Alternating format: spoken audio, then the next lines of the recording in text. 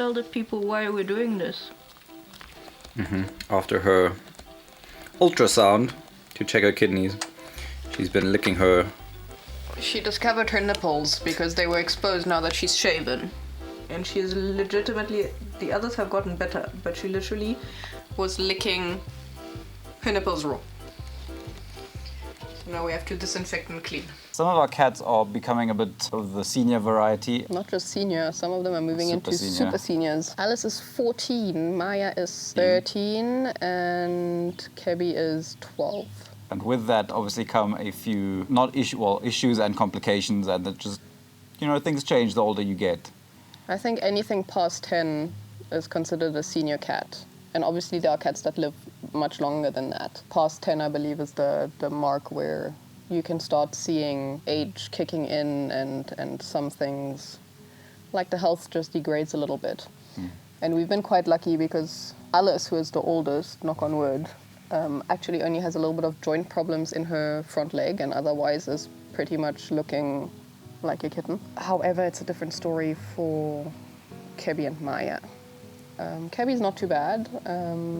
She's just losing a little bit of weight and muscle mass. She's not quite as nimble as she used to be. But our main issue recently has been Mai. Well, a couple of weeks ago we noticed... Well, she weed the bed once. She peed on the bed once and she peed on the sofa once. While we assumed it was her because it was kind of always in those spots where she would be lying. But we had no confirmation, so it's also difficult in a multi-cat household. Unless you see it happen, you also don't want to rush to conclusions and then bring one cat to the vet and then it turns out to be one of the others. But anyways, we were like 98% sure that it was her, so we took her to the vet and they did a whole bunch of tests, took a whole bunch of our money.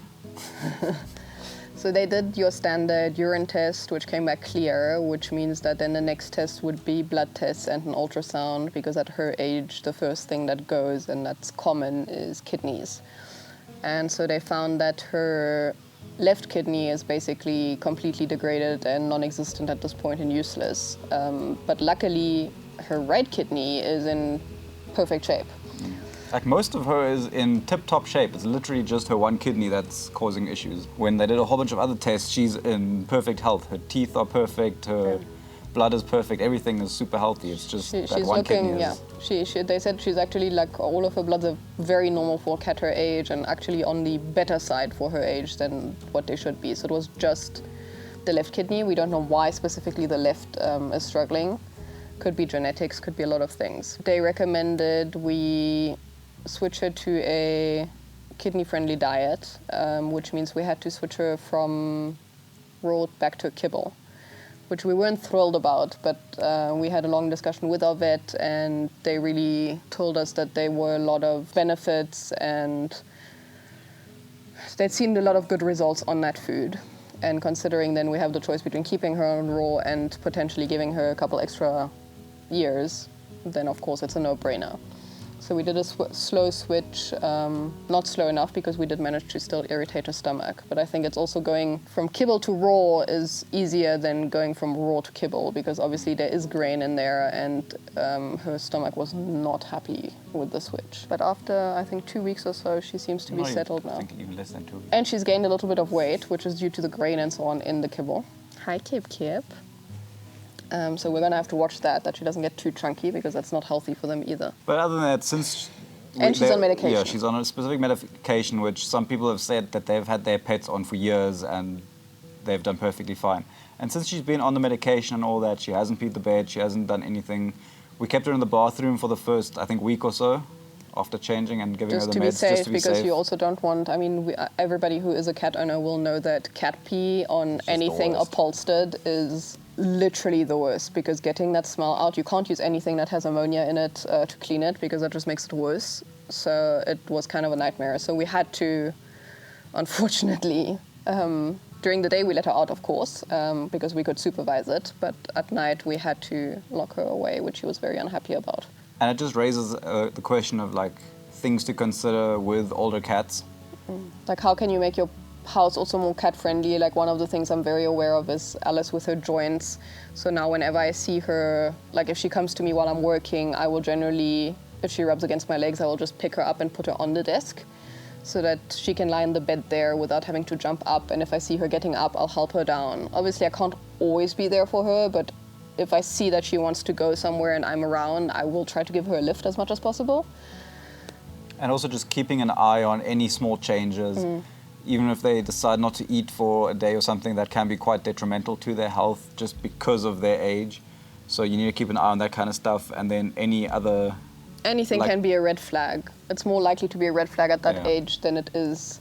Like if Momo has an upset stomach, I will generally, which doesn't happen often by the way, but if it were to happen, I don't panic. I'll usually give him a day or two, well, keep him off food for a day, let his stomach settle, and then see how it is before we take him to the vet. With the older girls, we're a You little just need bit to be more a bit cautious. more diligent and Yeah. cautious, yeah. Rather take them to the vet once too often than once too little. And that also raises like insuring your pets, because all of this costs a proper arm and a leg. There goes the power. Because the girls, so the 3 older girls aren't insured, because when we started getting pet insurance, they were all over the age of 8. 8? Is it 8? I think it's 8. I think Because it's- that's why Ryu can't be either. Is No, Rio is. he? So maybe 8 is like the limit. Maybe it was 9. Yeah, I think 8 is the limit. To the age they have to be before you insure them, basically. So Rio and Momo are covered, and obviously will be until they eventually pass.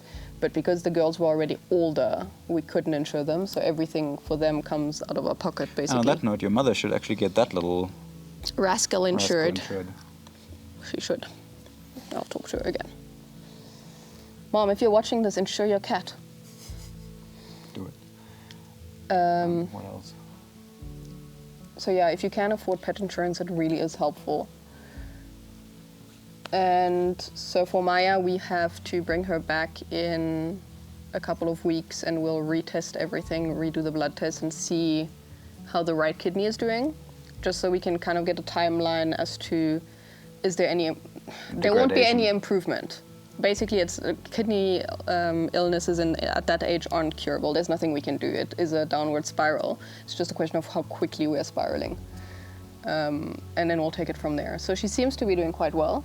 And she seems in high spirits. So we're quite hopeful at this point that we can slow it down. But listen, even when she was peeing all over the place, she didn't seem sick or anything. She still seemed happy and everything. But like, now she does seem happier, I feel. Like, She seems for a bit more while she was very comfortable. cranky and like Yeah. you could feel almost something was a bit wrong. So even if your like intuition kicks in and you're like, something seems off about my pet, rather be safe and take them to the vet than Rather have a checkup. yeah.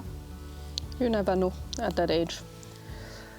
So yeah, we'll do an update once we've brought her back. But if anyone out there has any experience with kidney disease in cats, if there's anything that's really worked well for you guys, please let us know in the comments. Obviously, as much help as we can get, if we can make her more comfortable or help her along to live a very long life still, that would be great.